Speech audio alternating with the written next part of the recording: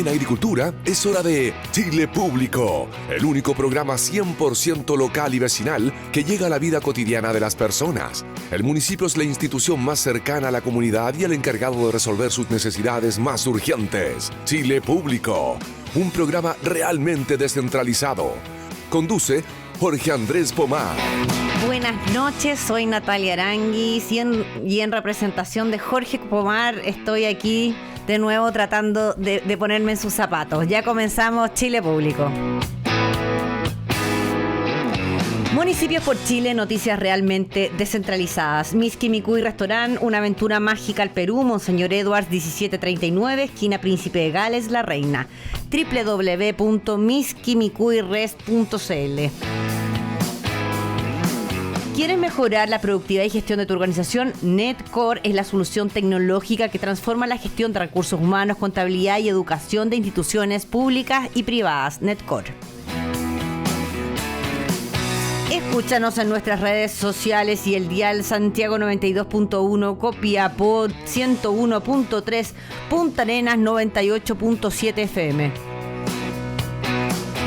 Y nos puedes preguntar a nuestro WhatsApp 569-8868-4923.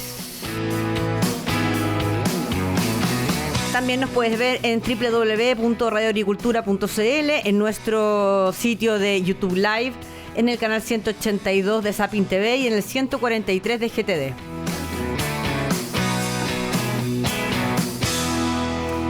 Hoy nos acompaña alguien que está justamente como en un tema que se habla todos los días, pero yo creo que mucha gente no sabe lo que es. Hoy estamos con el señor Mario Marchese, ingeniero civil químico de la Universidad Federico Santa María y con una especialidad en economía circular y estrategias de sustentabilidad de la Universidad de Cambridge. Además, por lo que vi, usted es reservista militar y fue bombero. Ah, así es. Ah, ya. ¿Y todavía es bombero?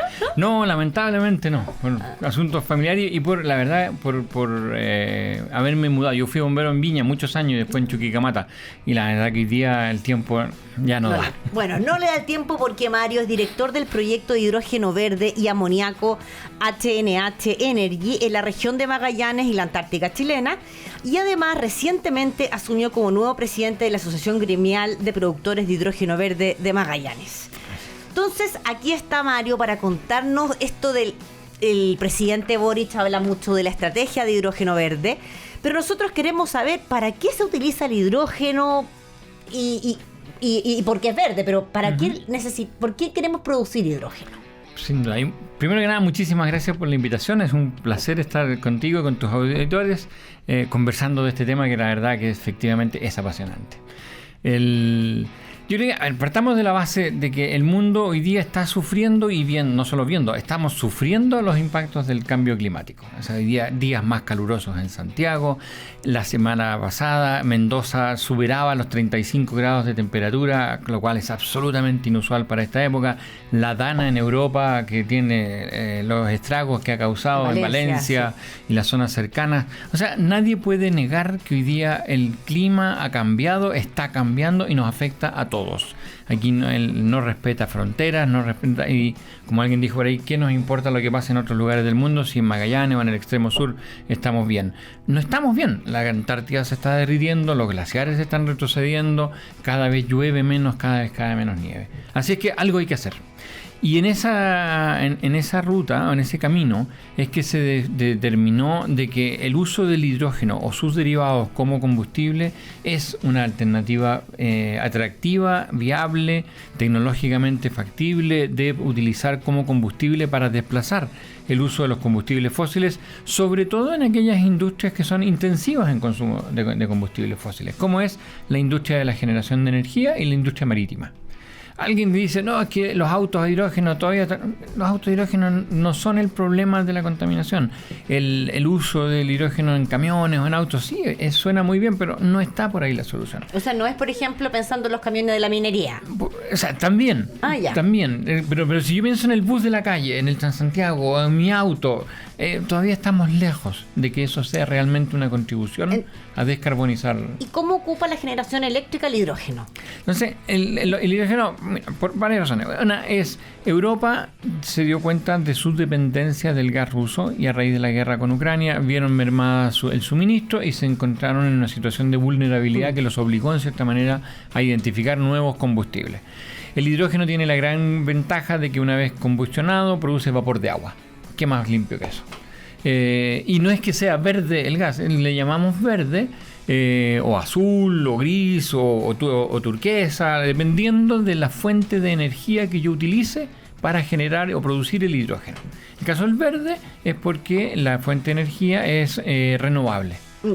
Solar, eólica, la que tú quieras. Y por lo que yo entiendo, bueno, en la COP28 se decidió que teníamos que llegar a... El objetivo era triplicar las energías renovables y duplicar la eficiencia energética para el 2030. Y esto fue lo que generó este mercado de hidrógeno verde, ¿no? Así es. ¿Cuál es la demanda que se necesita mundial de hidrógeno verde? ¿A dónde tenemos que llegar para el 2030? Hoy día, a ver... países en el Asia principalmente han determinado que hacia el 2030 su intención es reducir el consumo de combustibles fósiles, llegar a una descarbonización de al menos un 50% de sus matrices energéticas para transformarse o transferirse a combustibles renovables o combustibles sustentables, como es el caso del hidrógeno. El hidrógeno per se no es complicado transportarlo, es complicado manejarlo, es muy volátil, es una molécula muy pequeña, por lo tanto requiere de tecnología o de materiales muy especiales que son caros. Y por eso entonces se optó y por eso se habla del hidrógeno verde y sus derivados. A partir de ese hidrógeno yo puedo fabricar otros elementos químicos, otros compuestos, como el amoníaco, como el metanol, como el SAF, que para los aviones, el combustible aéreo sustentable, que son súper manejables, súper seguros, que existe la tecnología para transportarlos desde hace muchos años. Sin ir más lejos, el amoníaco se sintetiza desde el año 1905. Es el compuesto químico más transado en el mundo, del orden de las 200 millones de toneladas al año. ¿Y el amoníaco para qué se usa? Y el amoníaco se utiliza como combustible, en forma directa. Se está desarrollando cada vez más la tecnología que permite la dualidad en el quemador, ya sea con gas natural o con amoníaco, con la ventaja de que el amoníaco no aporta carbono a la atmósfera. Entiendo.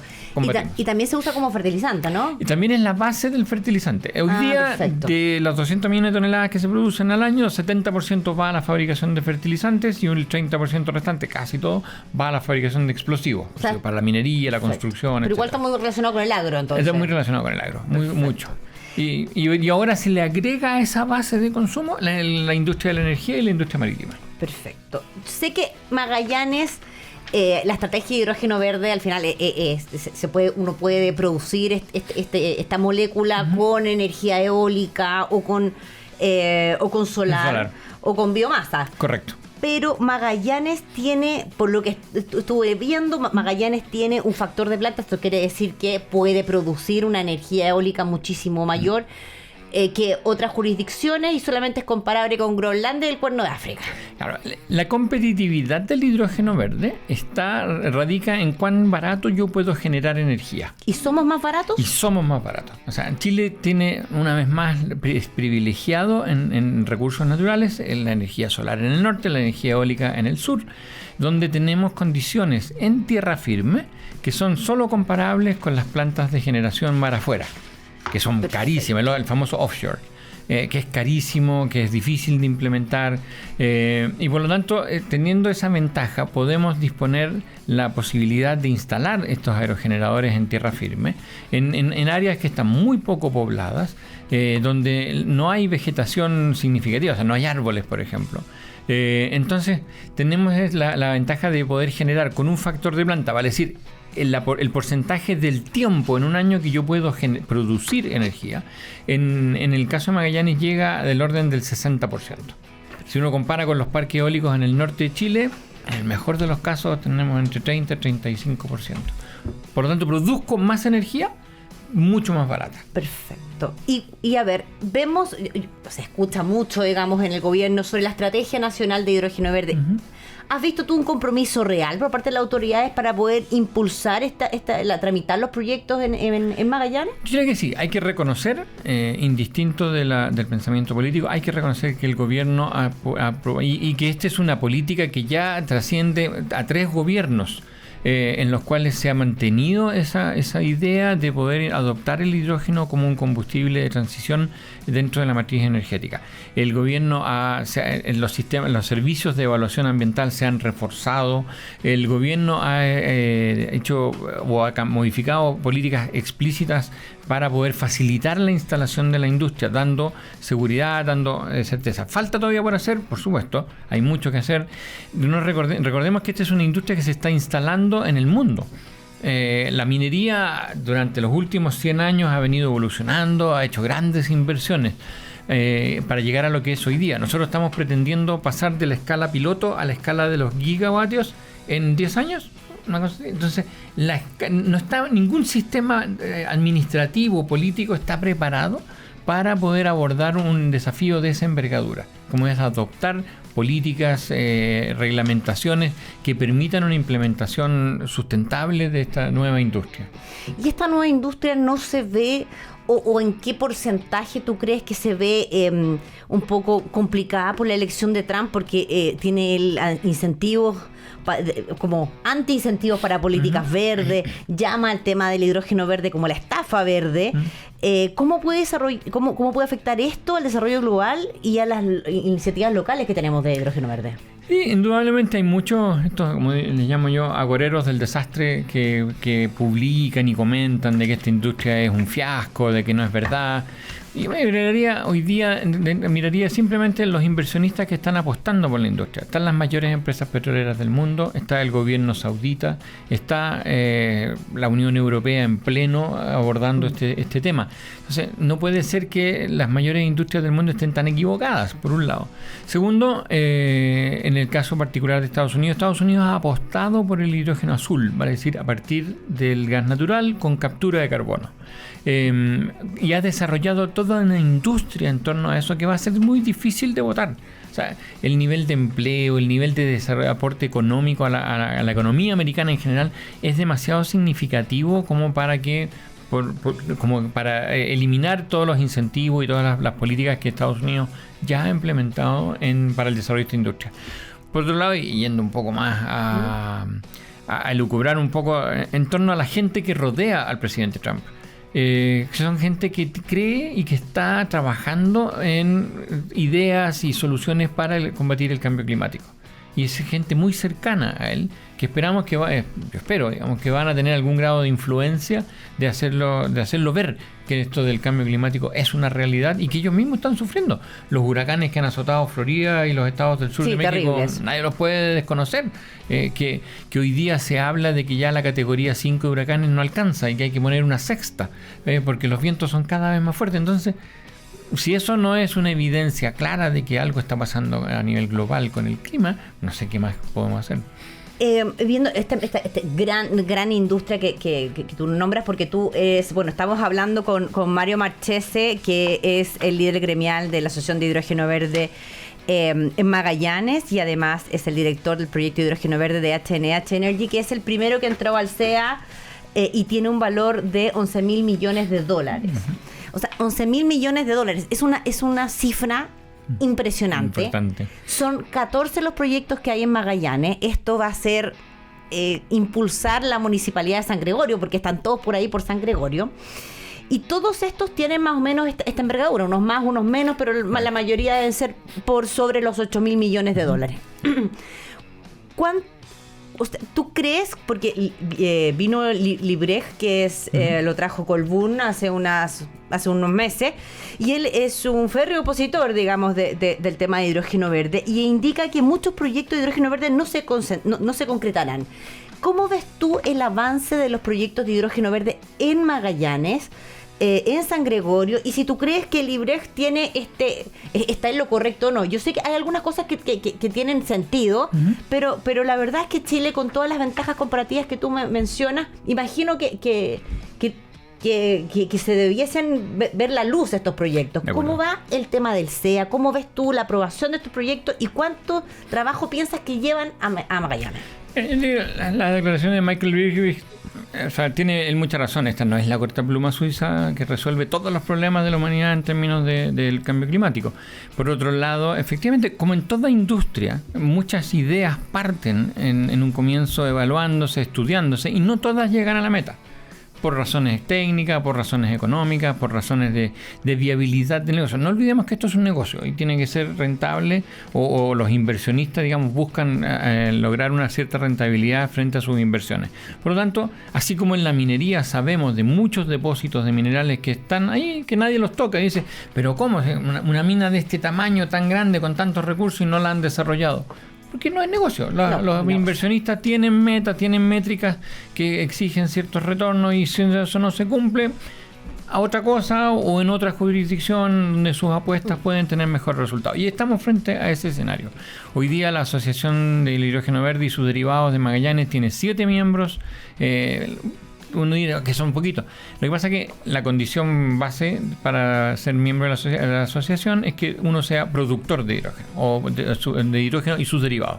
A diferencia de otras asociaciones en las cuales gente que está en torno a la industria participa, y que es muy, muy valioso, pero en el caso nuestro hemos optado por hacer un gremio en el cual nos concentramos solo productores, y que tenemos desafíos comunes en torno a la implementación de nuestros proyectos. Y esperamos que en el transcurso del tiempo se vayan uniendo más proyectos en la medida que estos vayan desarrollándose y alcanzando un grado de madurez que sus inversionistas decidan que sí, la viabilidad del proyecto es cierta. Entonces, sí, no los vamos a ver a todos quizás en operación, indudablemente, y eso va a depender sin duda de las condiciones que cada proyecto evalúe, y para eso se están haciendo los estudios de ingeniería, estudios medioambientales. Desde el punto de vista de la autoridad local, indudablemente es un desafío. O sea, estos son la envergadura de estos proyectos, las complejidades de estos proyectos obligan a los servicios en general a reforzarse. Claro, porque ¿cómo lo vas a hacer? ¿Cómo se hace con aeropuertos, con colegios, con servicios hospitalarios para proyectos tan grandes? O sea, no solamente va a haber que potenciar, o sea, bien la industria, pero probablemente el gobierno, claro, en habitaciones, no dudo que hayan habitaciones. ¿Cuántas personas más o menos, por ejemplo, el proyecto de HNH? Por ejemplo, va a tener 4.000 trabajadores en forma directa en el pic de la construcción. En promedio son como 2.000, 2.100. Van a vivir en un campamento alejado de la ciudad, ¿ya? De manera de perturbar lo mínimo como posible los campamentos mineros, claro. Siguiendo la filosofía minera. Tenemos la tremenda oportunidad de aprender de la implementación y la instalación de la industria minera, ¿ya? Para no repetir errores del pasado y para aprender las buenas prácticas que tienen y que hasta el día de hoy implementan. Por lo tanto, de eso estamos mirando muy de cerca. Hay un diálogo permanente y fundamental con la autoridad para que esto no sea sorpresa. O sea, yo no puedo pretender llegar con un estudio de impacto ambiental sin haberle dicho a la autoridad lo que viene, ¿no? Y entregarle 10.000 páginas de estudio y decir, aquí está, evalúeme. Esto es un diálogo permanente, continuo, de ir conversando estas cosas. Lo que bien decías tú, la infraestructura en la región hay que prepararla. Tenemos el tiempo para hacerlo. Y una última pregunta, porque ya nos tenemos que ir. Es sobre HNH Energy entró al SEA. ¿Cuánto tiempo tarda el SEA? La norma para todos los proyectos, una vez ingresado el estudio de impacto ambiental, es entre 18 y 24 meses para su tramitación. Ya, estaríamos esperando que eso es lo que se cumpla, digamos, en este caso. 2 años, porque en general lo que pasa con este tipo de proyectos, los proyectos mineros también, es que después del SEA, que se supone que si yo quiero invertir, tengo la aprobación, por ejemplo, del SEA, y no puedo empezar a invertir porque resulta que hay otra instancia que es la Corte Suprema donde también me pueden parar el proyecto, ¿no? Claro, lo que pasa es que una vez que tú recibes la licencia ambiental o la RCA, la resolución de calificación ambiental, existe la probabilidad, si alguien no está de acuerdo con la industria, de judicializar esto y oponerme judicialmente a la instalación de un proyecto cualquiera. ¿Y crees tú que se puede hacer un cambio de ley para poder dar certeza a este tipo de proyectos que lleva 2 años en el SEA, por ejemplo, y eso implicó 2 años de estudio, ¿Qué es lo que le propondría la industria, digamos, a los legisladores para poder cambiar esto? Diría que es fundamental, sí, y perfectamente factible. Es fundamental. Nosotros llevamos 5 años haciendo estudios, preparándonos para poder entregar un buen EIA robusto, sólido. La autoridad tiene un plazo para poder evaluarlo y revisarlo. Por lo tanto, trabajando sobre esas certezas, sobre cuáles son los mínimos requeridos para poder evaluar un proyecto, evitando de que tengamos que llegar a la judicialización de estos estudios por lo mismo. Porque en el fondo también es parte de responsabilidad de la industria en general, y lo hemos conversado mucho con nuestros asociados, es presentar estudios de impacto ambiental robustos, sólidos, que es lo que están trabajando. Si uno mira los proyectos, al menos los que nos toca ver a nosotros dentro de la asociación, todos llevan años haciendo mediciones, todos llevan años estudiando, han gastado cantidades importantes de dinero en hacer ingeniería, en hacer evaluaciones, de manera de poder entregar y prever los impactos y minimizarlos una vez que se instalan estos proyectos. Entonces, tú dirías que al final lo que se podría hacer es que o sea, es que hay una RCA positiva, o sea, te dan la RCA, que se pare ahí. Se podría, ya. Se podría, y la autoridad ha hecho también tienen una tremenda inversión en recursos, en tiempo, para poder evaluar estos proyectos. Entonces, que al final la RCA le quitamos el piso si resulta que es la Corte Suprema la que resuelve. Ya vamos a tener que, entonces hay trabajo para los legisladores para poder motivar esta industria. Muchas gracias, Mario, por acompañarnos. A ti, un placer. Espero que estés de nuevo en este programa, porque el tema realmente es muy interesante. Nos vamos con Municipios por Chile, noticias realmente descentralizadas, www.municipios-por-chile.cl, el único diario digital de 100% noticias locales y 100% municipales. Descarga la app de Radio Agricultura y podrás escuchar y todos nuestros programas desde cualquier parte de Chile o el mundo. ¿Cómo se hace? Muy fácil, descarga la app en Google Play o Apple Store. Ven a conocer y a disfrutar todo el color y el sabor de la mejor comida peruana en Miski Mikuy. Monseñor Edwards, 1739, esquina Príncipe de Gales, La Reina. www.miskimikuyrest.cl. Y si quieres mejorar la productividad y gestión de tu organización, Netcore es la solución tecnológica que transforma la gestión de recursos humanos, contabilidad y educación en instituciones públicas y privadas. Netcore. Nos vemos en el siguiente bloque. En Agricultura es Chile Público, un programa realmente descentralizado, con Jorge Andrés Pomar. Buenas noches, soy Natalia Aranguis y esta vez, por última vez esta semana, voy a reemplazar al gran Jorge Pomar en Chile Público. Municipios por Chile, noticias realmente descentralizadas. Miski Mikuy Restaurant, una aventura mágica al Perú, Monseñor Edward 1739, esquina Príncipe de Gales, La Reina, www.miskimikuyrest.cl. ¿Quieres mejorar la productividad y gestión de tu organización? Netcore es la solución tecnológica que transforma la gestión de recursos humanos, contabilidad y educación en instituciones públicas y privadas. Nuestras redes sociales: Ideal, La Serena 100.3, Valparaíso 92.5, Santiago 92.1, San Felipe y Los Andes 102.3, Puerto Montt 96.9. Y nos puedes escribir al WhatsApp más 569-8868-4923. Puedes ver todos nuestros programas en www.radioagricultura.cl, en nuestro sitio en YouTube Live, canal 182 en Zapping TV y 143 en GTD. Y como todos los miércoles, estamos con nuestro panelista, don Gustavo Paulsen, abogado y militante de Evópoli. ¿Cómo estás, Gustavo? Perdón, amarillo. De Amarillos por Chile. ¿Qué tal, Natalia? Por haber escrito mal. Y mamá, que soy amarilla de corazón, imagínate. Sí, bueno, no estamos... Bueno, no pasa nada. Son todos partidos con los cuales tenemos afinidad y simpatía. Sí, hay no como pasa nada. una médula, digamos, estructural muy parecida entre lo que es demócratas, Evópoli, amarillo. Así es, así es. Yo creo que hemos confluido desde distintos orígenes a tener un pensamiento, una forma de actuar más o menos semejante respecto del dilema político actual de nuestro país. Así que hay que celebrar ese tipo de confluencia, sin duda. De todas maneras.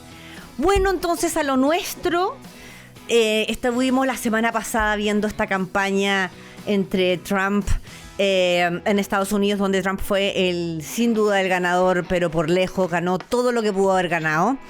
Y lo que se decía es que los demócratas trataron, de hecho, fueron muy duros con Trump, pensando en tratarlo de racista, de misógino, de que los que votaban por él eran basura. Entonces hubo una campaña muy dura que nosotros en general no estamos muy acostumbrados a ese tipo hoy en día, digamos en Chile, como acostumbrados a descalificar a la persona de esa forma. Pero resulta que recientemente los dichos de Mirosevic sobre Francisco Rego encendieron el debate porque no habíamos visto algo tan fuerte. Dijo que no está en su sano juicio para gobernar Santiago.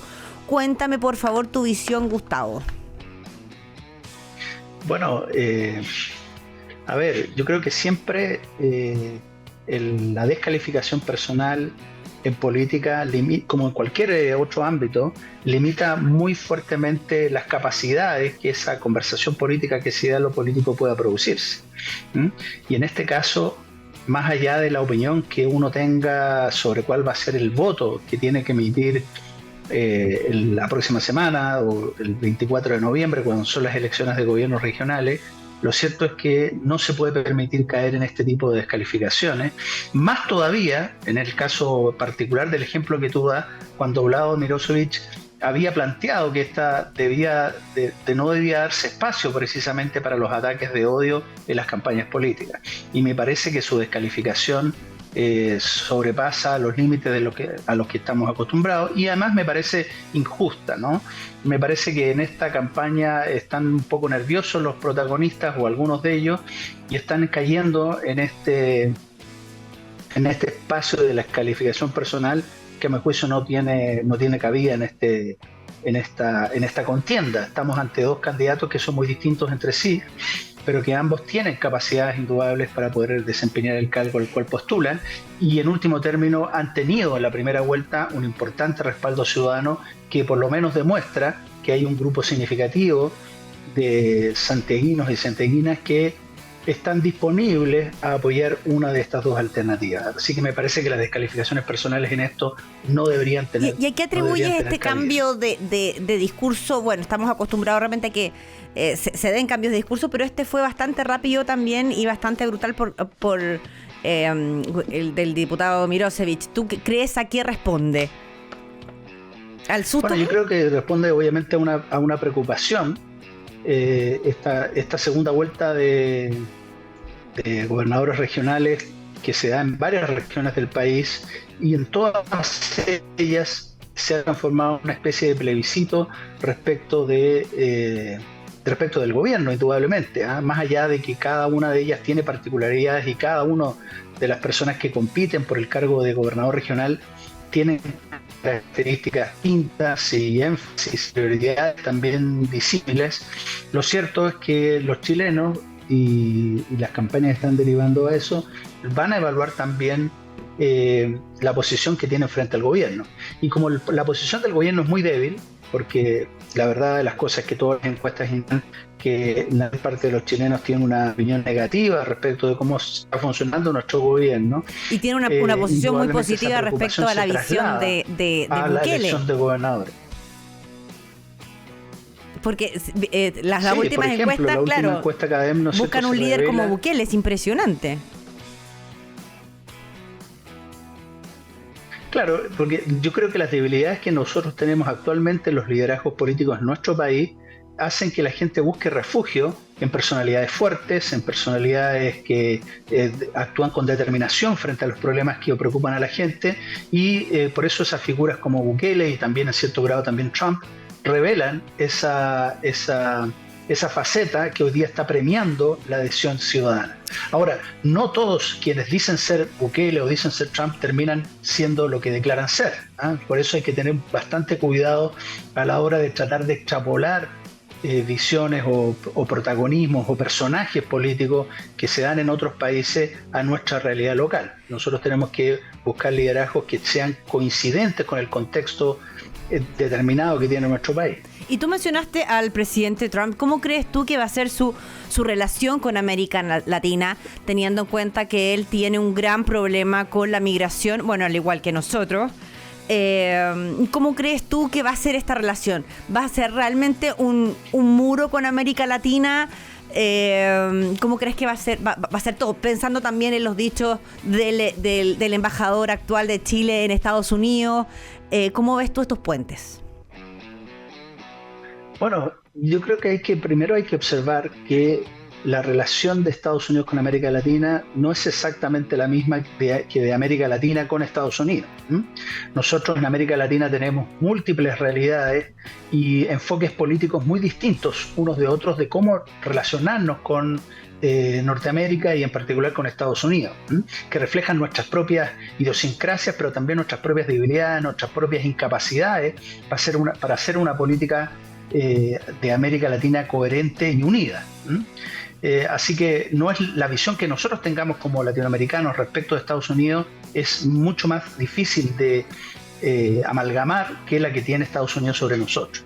Y yo creo que la que tiene la visión de Trump sobre América Latina, yo creo que pasa siempre, desde luego, como pasa inevitablemente en Estados Unidos, por su propia agenda política interna.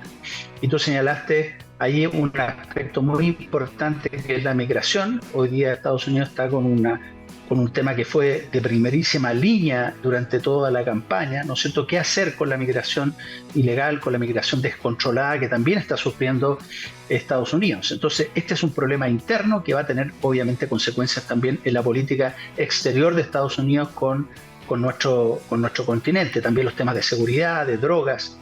Sí, siguiendo un poco son muy importantes en la agenda.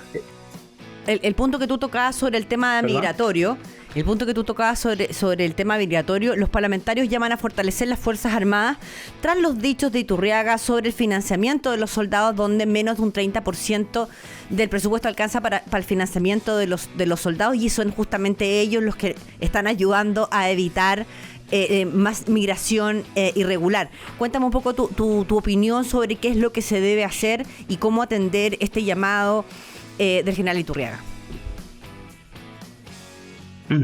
Bueno, mira, yo creo que para cerrar un poco el tema, precisamente en este ámbito, quizás en un tercer nivel de preocupación norteamericana respecto a América Latina está el tema de defensa, que a mi modo de ver es un tema donde se puede producir una mucho mayor confluencia si es que los países latinoamericanos empiezan a tomar mayor iniciativa en esta materia, ¿no? Yo creo que debería ser de preocupación del presidente Trump lo que está ocurriendo con países como Venezuela, como Nicaragua y como Cuba. En Venezuela en particular hemos visto una relación muy estrecha de la dictadura de Maduro con Irán, con Hezbollah incluso. Por lo tanto, esto es un motivo de preocupación no solamente para nosotros como países latinoamericanos, que debería serlo, sino que también para Estados Unidos.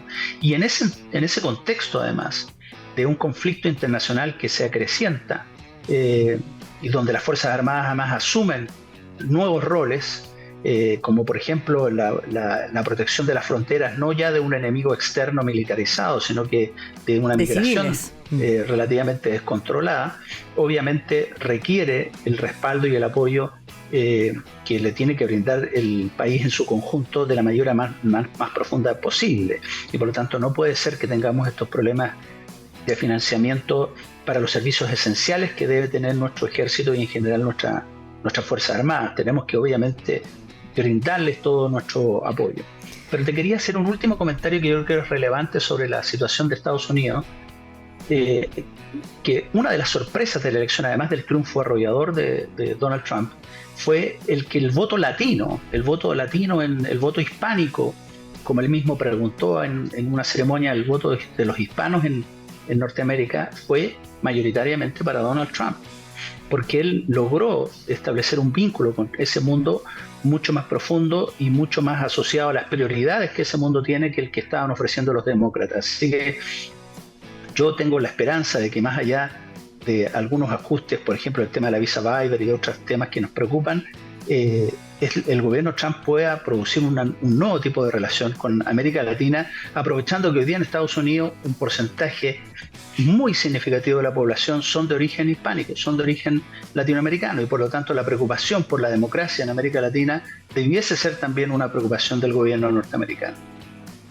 Ciertamente, pero si seguimos un poquito con el tema de las Fuerzas Armadas, me gustaría saber tu opinión. Ok, nosotros estamos bastante de acuerdo de que las Fuerzas Armadas nos ayuden a protegernos no solamente de un enemigo en nuestras fronteras, digamos que sea un país, sino que ahora esta ola de migrantes ilegales que está llegando hacia nuestra frontera.